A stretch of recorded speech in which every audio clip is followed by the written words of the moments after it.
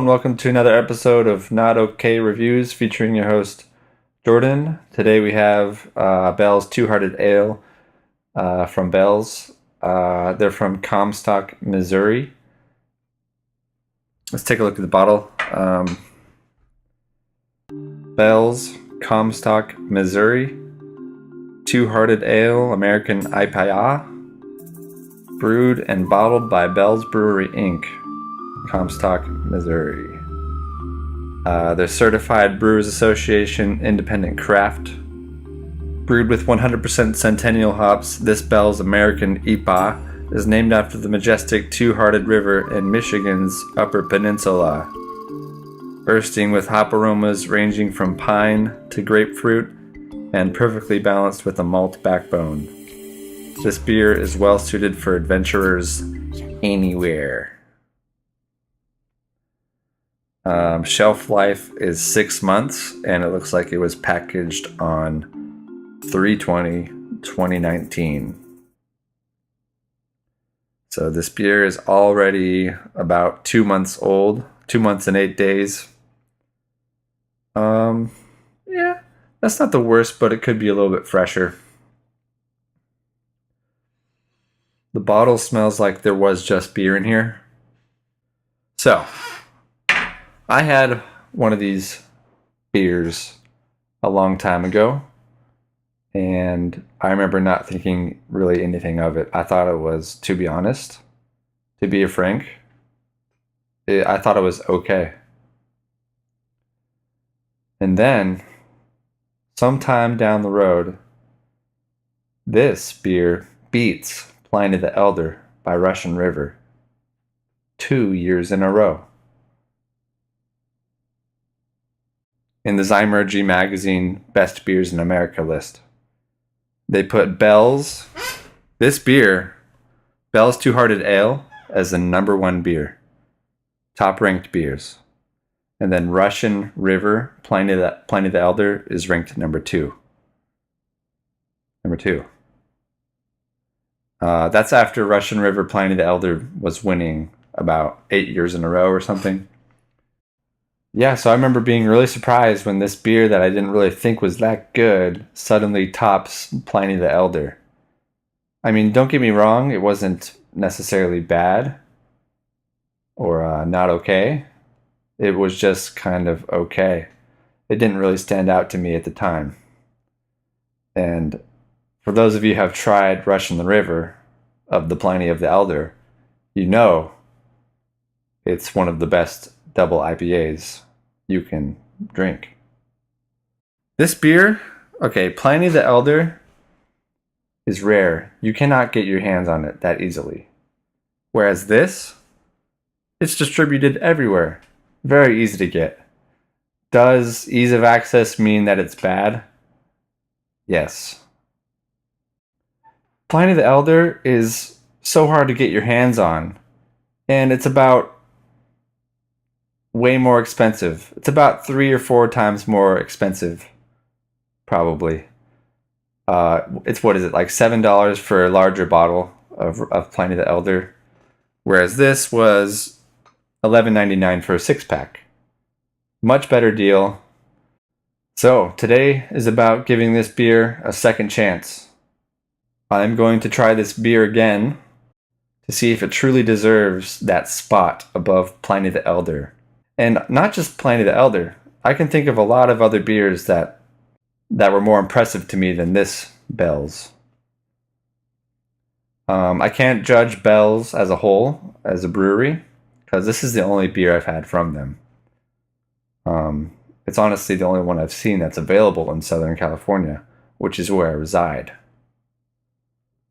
Was that enough of a preamble? First of all, this beer has a picture of a big fish on the label. Honestly, not very appetizing. When I think that I want a beer, I don't think, wow, I could really go for a big raw fish right now. You know what I'm saying? I don't even know if this fish is alive. It looks like a dead fish in some river and they just scooped up its flavors and put it into beer. Are there supposed to be notes of fish in this?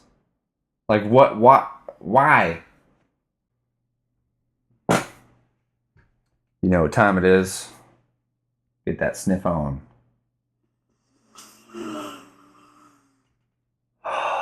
Okay. Smells a little bit rotten.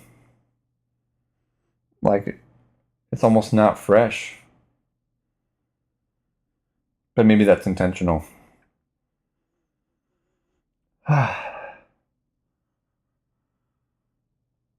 So I'm getting that piney aroma. It's like there's some fresh wood that someone just chopped out in the back, you know, and Jack the lumberjack was gathering wood and he took it back and he chopped it up for the fire.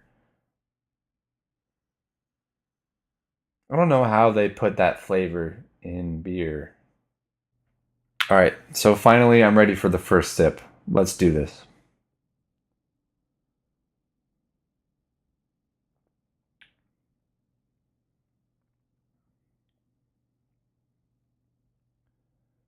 So it mimics the notes I was smelling. You get the first initial pine taste, and then citrus, and then hops, and then it's just maltiness from there.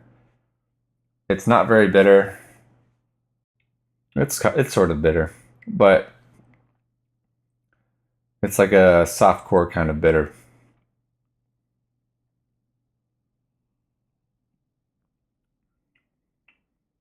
It's interesting. Definitely very drinkable.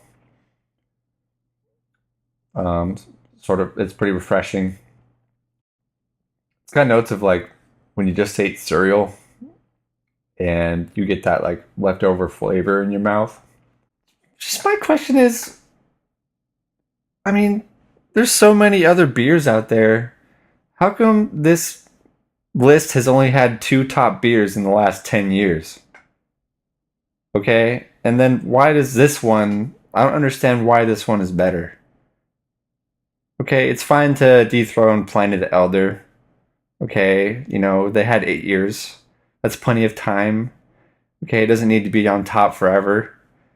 But what is it about this that is so special?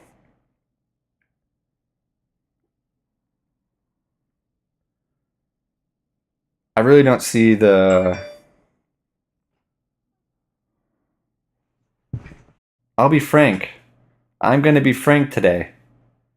It's worse than Pliny the Elder. No doubt. I mean, are they doing this just to trigger people? Are they? Well, it's working. Honestly, I'm never going to buy this.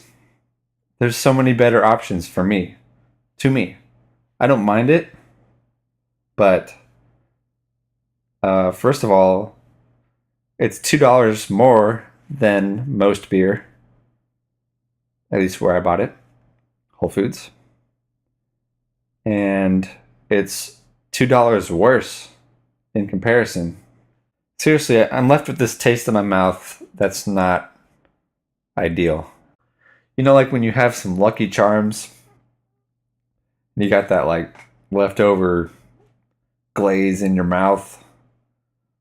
You know, that milk just coated your mouth, and then that grain cereal just kind of got in your teeth. Then you're left with that lactose flavor of stickiness. Honestly, it tastes kind of flat to me. It's just a little bit boring. It's not that hoppy. And the pininess and the grapefruit, it's just not very exciting. Like, who hasn't done that before? Granted, they've done it for a long time. This beer has been around for a while. But that doesn't mean it should be the number one beer in America.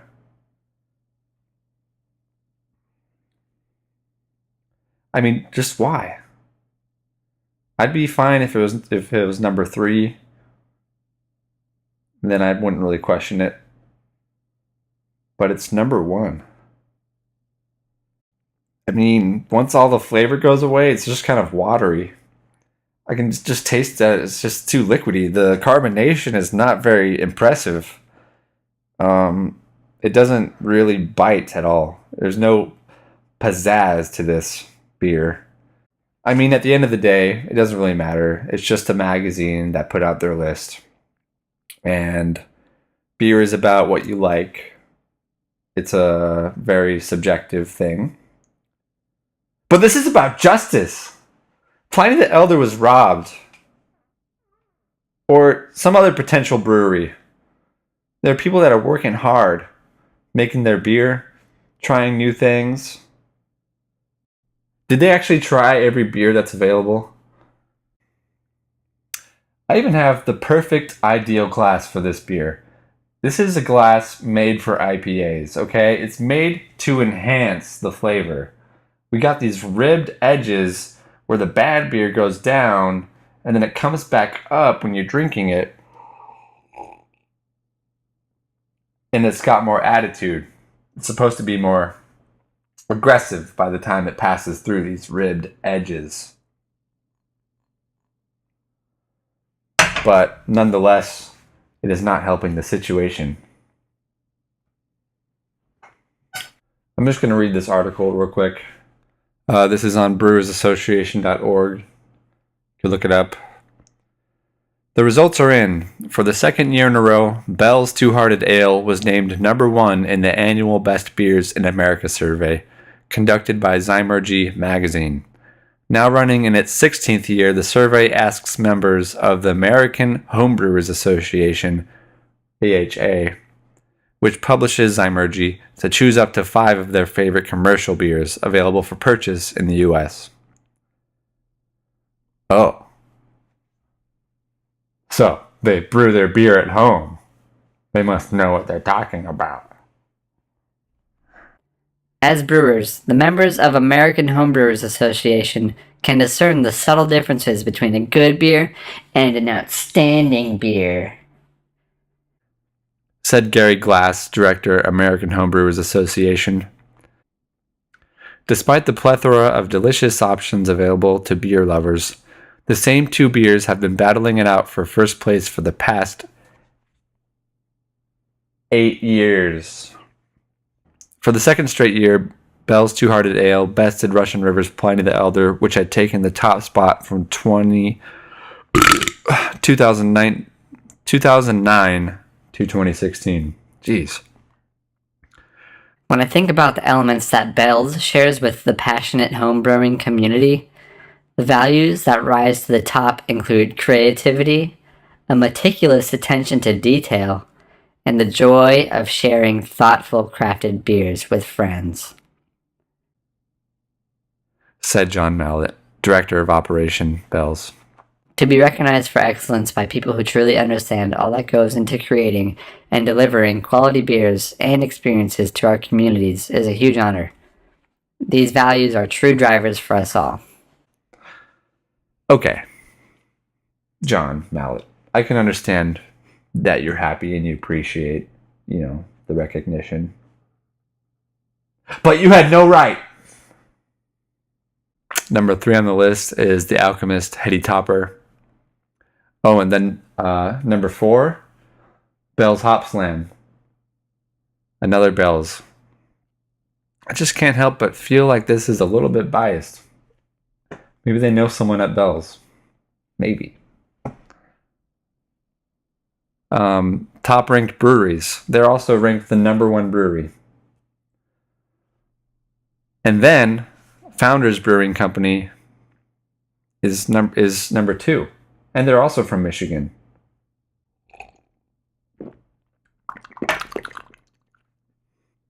So you're probably wondering about my credibility. I have had Pliny the Elder many times. First, I had it in a bottle. I've had that a few times from the bottle. And more recently, I've had it on draft. And I can say without a doubt that it is better than Bell's Two-Hearted ale. I mean, what are they basing it on? Like, is there a rating system like the one I have that they can judge beer by which? Because that should be published as well. What is their reasoning? If this is some sort of competition, which of course it isn't, but it is, then what is their reasoning? Why is one beer better than another? Is it not subjective? They say they know what they're doing because they're brewers. Well, what about the brewing makes it so special? You can discern the subtle differences between a good beer and an outstanding beer. First of all, what is an outstanding beer? There's only good and really good. So I'm heading over to bellsbeer.com right now. Got to do some age verification. Year 1926. All right, verified. Two-Hearted Ale. All right, so we're going to check out the food pairings. The savory options are oysters, barbecue, brisket, cilantro, blue cheese, coriander, cumin, balsamic, and chili. The sweet options, apples, grapefruit, carrot cake, maple syrup, and caramel. And then the eccentric way, curried vegetable soup. What does that even mean? You're supposed to drink this beer with your curried vegetable soup? Are you high? So I'm looking on the story of Bell's Brewery. Their journey began with a 15-gallon soup kettle. Conspiracy confirmed. They're working for the soup government. A quest for better beer and countless batches of homebrew. The passion and personality that began Bell's continues today through our breweries and eccentric cafe.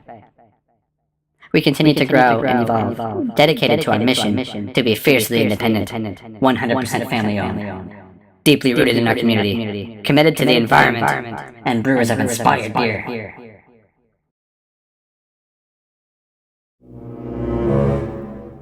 So what is my official rating for this beer? I'm going to have to say it is really okay. It's more okay than usual. In light of the circumstances, I believe it deserves the okay rating. It's not good. Compared to other beer that you can get that is offering more. This is just okay. It's really, really close to milk. When it's being put on the pedestal as the number one beer in America, dethroning Pliny the Elder, then I'm going to judge it very harshly. I'll have you know that I've rated Michelob Ultra Light as okay.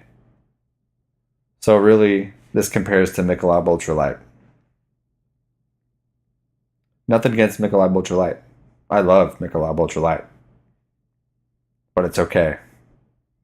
I don't really love this though. So I've decided with the remaining beer that I have, I'm going to introduce a new factor of judgment, which would be the chug factor.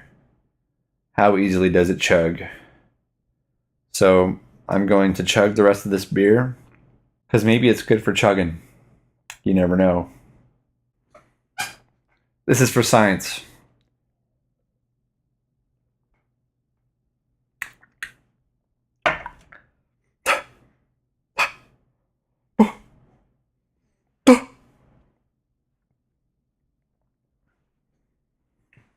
Wow.